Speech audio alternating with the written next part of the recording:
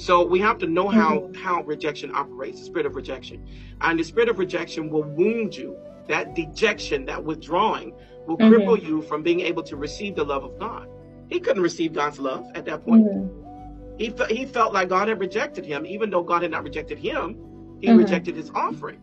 And so when you are suffering from the spirit of rejection, you can recognize it, because you're a person that withdraws.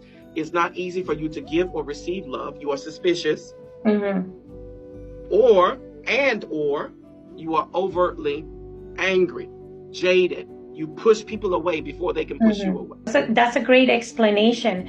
And we only got 4 minutes. So let me just ask you the last question. Well, not the last question, but this one is just as important, and you can elaborate. And lastly, how can a person obtain deliverance from all these spiritual attacks that comes with rejection and soul ties? And I understand that the process of deliverance and the healing may come instantly, but being delivered from the scars will require a process of active and persistent faith. Do you agree with or not with this statement? And if so, you can explain. Yeah, I believe that deliverance is a process. Okay. Even when we experience what people call instantaneous deliverance, there is some kind of teaching. There's some kind of information. Why? Because faith comes by hearing, and hearing by the word of God. Even if you hear a scriptural song, for example, that illuminates something in you, it's a process, because when we have faith, we can agree with what God says about our situation and obtain deliverance.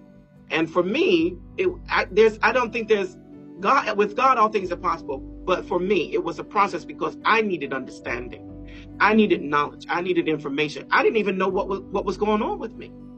I honestly speaking, I didn't know that I was dealing with all those things at the same time: the shame, the rejection, the soul ties, the anger, the blame. I couldn't dissect it. I couldn't tease it out.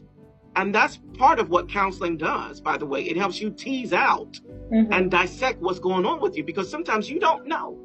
All you see is the end result, but you don't know what is the root cause of it. And so I believe that, yes, it is a process, especially with something like sexual assault, because it's not just one thing you're dealing with.